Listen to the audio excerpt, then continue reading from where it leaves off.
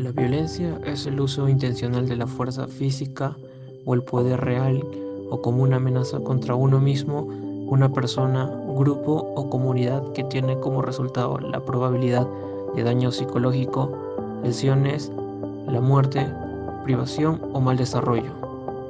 Pero la violencia puede proyectarse no solo contra personas, sino contra animales, plantas, objetos artísticos o religiosos o no, y entornos naturales o medioambientales.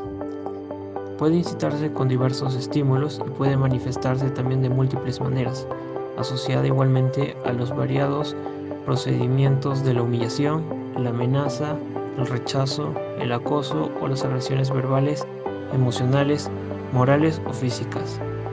La consecuencia puede ser y es casi en todos los casos la lesión o destrucción en parte o en todo de un ser o grupo humano, por un lado de un animal o de una especie natural, por otro o de objetos, bienes y propiedades raramente propios y más frecuentemente ajenos o comunes.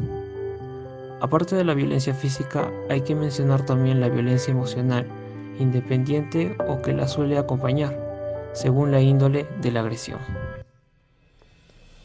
La violencia puede estar presente en cualquier ámbito. Ante esto, tenemos la responsabilidad de romper el silencio y denunciar.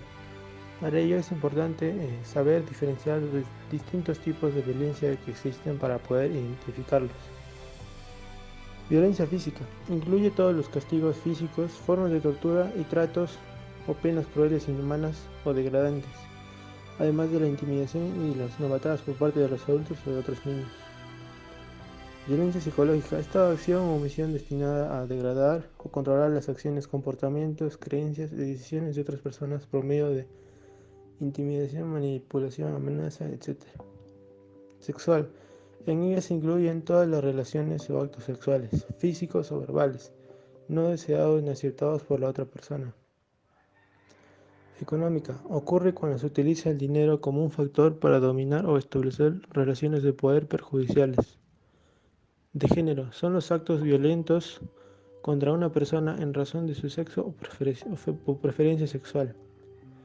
También puede ocurrir contra hombres que se salen del rol masculino culturalmente aceptado, por ejemplo, en casos de violencia homofóbica o por conductas consideradas femeninas como llorar o expresar sus sentimientos. Violencia juvenil. La violencia juvenil es un problema de salud pública e importante que ocurre y afecta a miles de niños, adolescentes y jóvenes dentro del grupo de edad de 10 a 29 años. Generalmente se trata de jóvenes que lastiman a otros a través de una serie de actos que van desde la intimidación o el poder para amenazar hasta las agresiones y peleas, y en el peor de los casos, la muerte.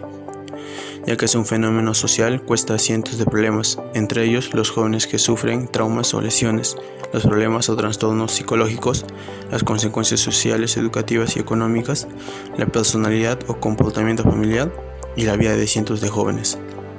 El adolescente o joven puede estar involucrado en la violencia como víctima o agresor. Según esto, el perfil del agresor es las pocas habilidades para socializar, la elevada tendencia a la agresividad, la fuerte impulsividad, la falta de empatía con los demás, la poca capacidad para negociar, la frialdad y actitud ofensiva.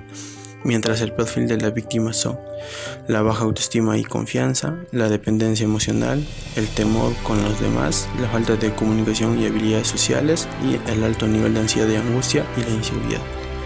El acoso escolar o bullying, las peleas, las amenazas con armas y otros actos están relacionados con la violencia juvenil.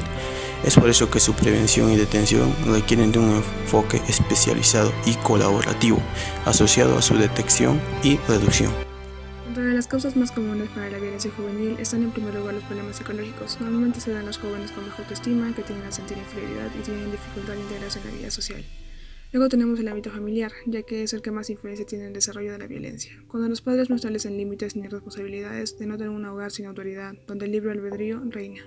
En el lado contrario tenemos un hogar donde hay una falta de cariño, o muestra de rechazo que conlleva la humillación de los hijos, así siendo los modelos de los jóvenes.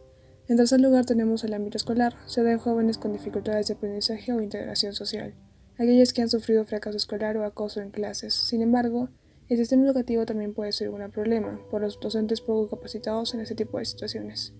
Recordemos que en un ambiente escolar, las personas que dirigen A los alumnos recae en la responsabilidad de mantener un ambiente óptimo para cada individuo. En cuarto lugar tenemos el ámbito social, ya que la violencia es un reflejo de nuestra sociedad. Esto debido a los modelos a seguir, la valoración del poder, el consumismo, entre otros.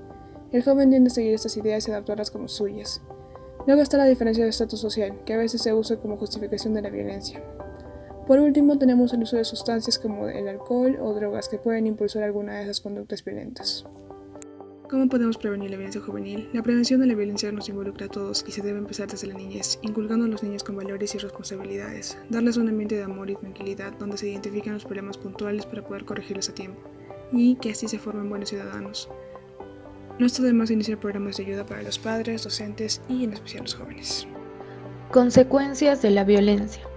Las consecuencias de la violencia impactan en la salud, tanto física como psicológica, y resultan ser complejas de evaluar, ya que oscilan entre el incremento de riesgo de empeorar la salud y la posibilidad de terminar con la vida de la víctima. Algunas consecuencias físicas son las lesiones graves, homicidio, lesiones durante el embarazo, embarazos no deseados, hecho agravado si ocurre en edad temprana, y la vulnerabilidad.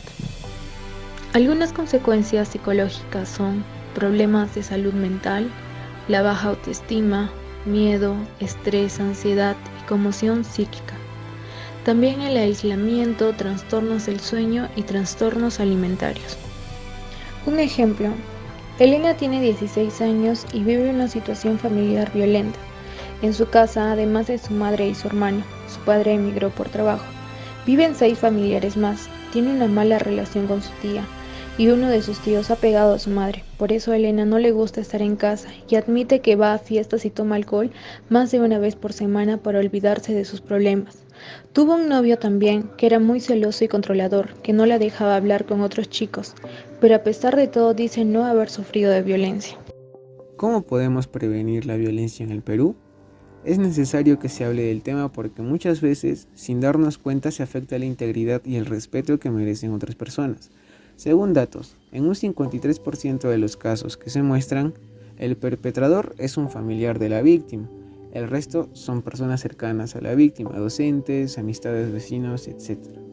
Adicionalmente, Perú tiene una incidencia alta de feminicidio, con 293 casos o intentos registrados durante el 2015.